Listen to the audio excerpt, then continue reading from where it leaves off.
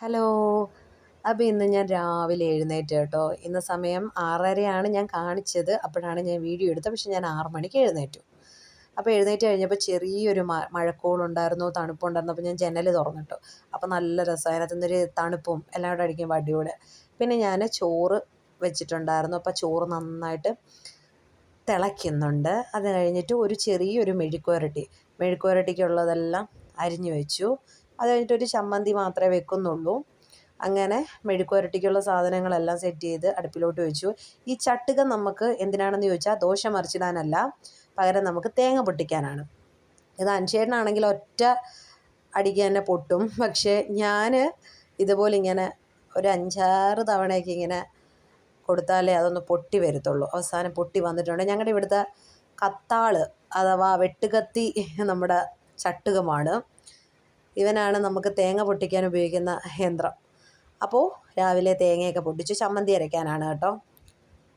അങ്ങനെ തേങ്ങയൊക്കെ പൊട്ടിച്ച് ഇനി തേങ്ങയൊന്ന് തിരുങ്ങിക്കൊണ്ട് വരട്ടെ. അപ്പോഴത്തേക്ക് നമ്മുടെ മെഴുക്ക് പുരട്ടിയൊക്കെ റെഡിയായി. പിന്നെ ഞാൻ തേങ്ങയൊക്കെ തിരുങ്ങി അതിനകത്തോട്ട് മുളകൊക്കെ ഇട്ട് നമ്മുടെ സാധാ ഒരു ചമ്മന്തി സെറ്റ് ചെയ്തു. ഇന്ന് ഞാനും ഒരു പൊതിച്ചോറ് എടുക്കാമെന്ന് വിചാരിച്ചു.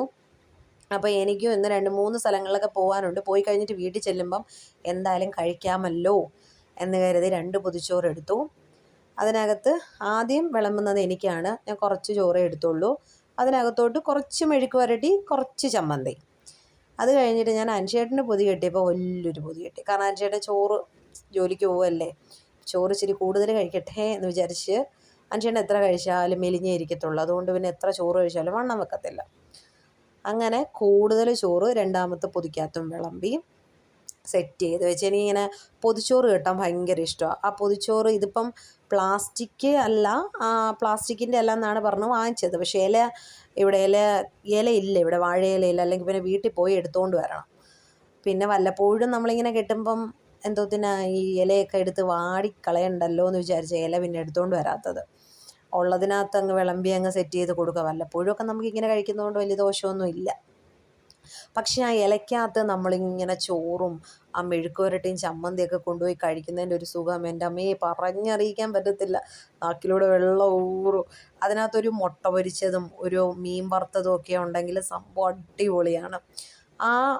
നമ്മുടെ വാഴയിലയുടെ ആ ഒരു സ്മെല്ലും എല്ലാം കൂടെ ഇരിക്കുമ്പോൾ അടിപൊളി. പക്ഷേ ഈ പേപ്പർ ഇലയ്ക്കകത്ത് കഴിക്കുമ്പോൾ നമുക്ക് അത്രയ്ക്ക് അങ്ങോട്ട് ടേസ്റ്റൊന്നുമില്ല. പിന്നെ ജസ്റ്റ് കഴിക്കാം, അത്രയേ ഉള്ളൂ. പിന്നെ ഇതാകുമ്പോൾ പിന്നെ പൊട്ടത്തതും അങ്ങനെയൊന്നുമില്ല. അതുകൊണ്ട് ഞാൻ ഇച്ചിരി ഏറെ ചമ്മന്തിയും മെഴുക്ക് പുരട്ടിയും എല്ലാം വെച്ച് കൊടുക്കുന്നുണ്ട്. അത് കഴിഞ്ഞിട്ട് ഞാൻ രണ്ടും പൊതിഞ്ഞെടുത്തു. അപ്പോഴത്തേക്ക് ഒരു സമയം ഒരു 7 മണി 7:15 ആയപ്പോഴത്തേക്ക് എൻ്റെ പരിപാടികളിലൊക്കെ കഴിഞ്ഞു.